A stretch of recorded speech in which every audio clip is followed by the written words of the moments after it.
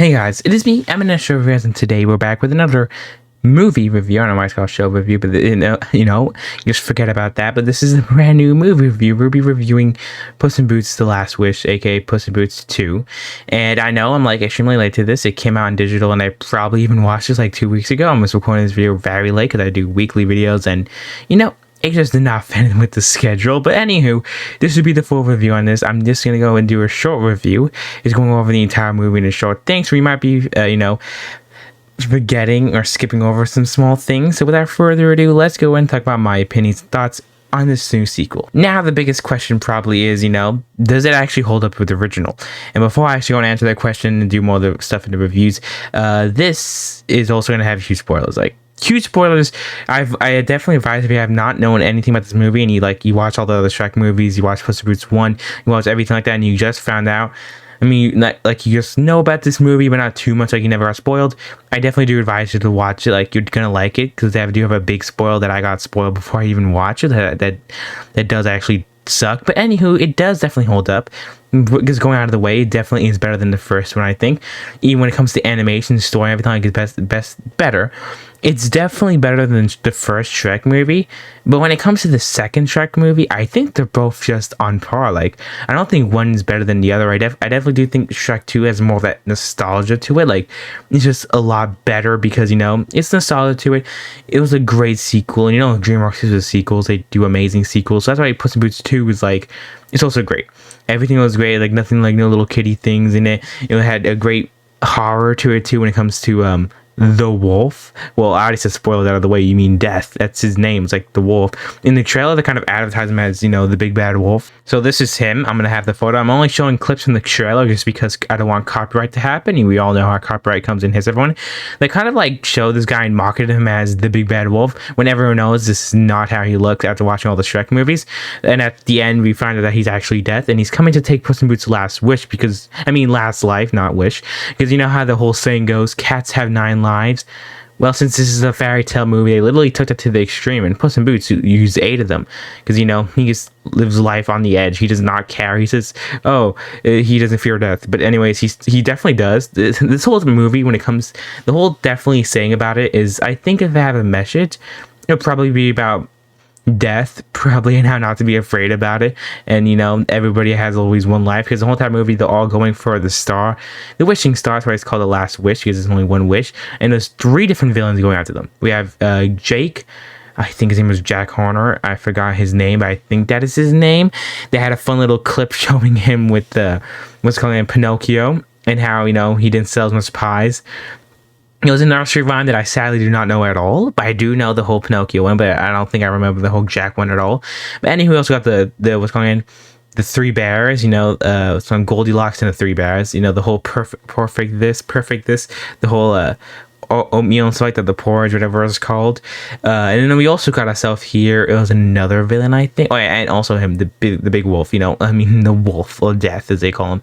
So the whole entire movie also had 3 villains, and then the main character was in the squad of 3.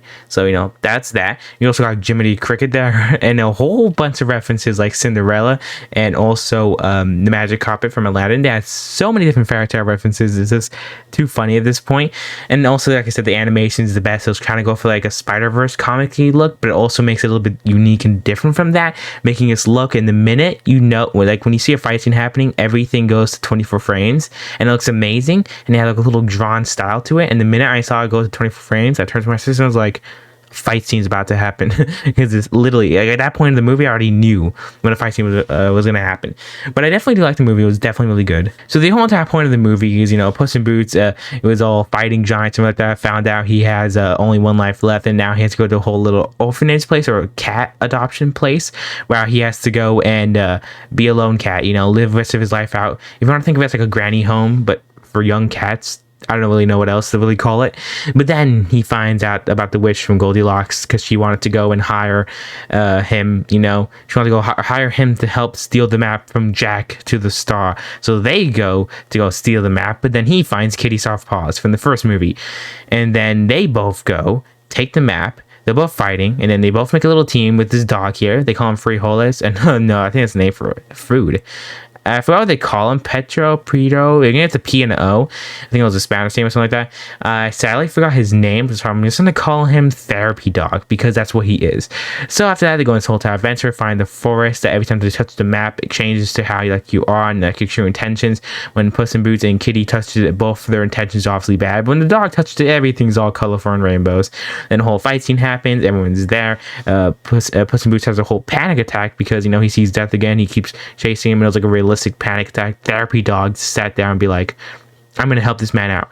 And they went at the end of the day, they both went to the star. All of them was fighting for it, and nobody makes the wish, and all breaks in shadows. It was like a huge fight that I'm just calming it down and just saying one big fight.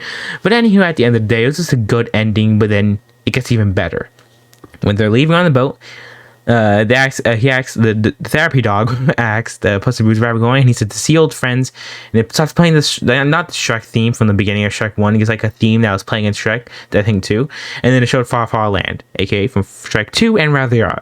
So that's what he raises so many theories of Shrek 5. Nobody officially said it's coming out, but I do think it's going to be coming out after Kung Fu Panda 4. I'm just saying this now, but I hope Shrek 2 is in this style. I definitely do like the realistic style though, going with all the other Shrek movies, but I definitely do think a Shrek cartooning style would be pretty unique. So that's really it for the movie. You guys to tell me guys in the comments below what you guys do think about it. Like I said, it's an amazing movie, and I do think it's on par with both of them.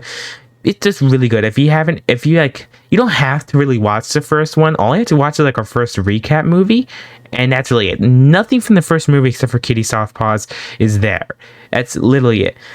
So yeah, also I forgot to say Kitty Soft Paws and Puss in Boots are always fighting in the beginning because he left her on a wedding actually, and they just kept saying Santa Coloma, and I was like, what is that place? I thought it was from the first movie, but it turns out now it's just about to have a wedding. He leaves, but it turns out she was never actually there, and she knew, and that she's let him all hate himself until he finally admitted it and all this stuff. So yeah, but what's it called again? I think in this shot he had a beard. Didn't he have a beard? And now he doesn't have a beard. Wait, I need to see this. Yeah, in this shot I think he had a beard, but then they put it back in because now he doesn't have the beard, unless he never had the beard in the shot, but I thought he did.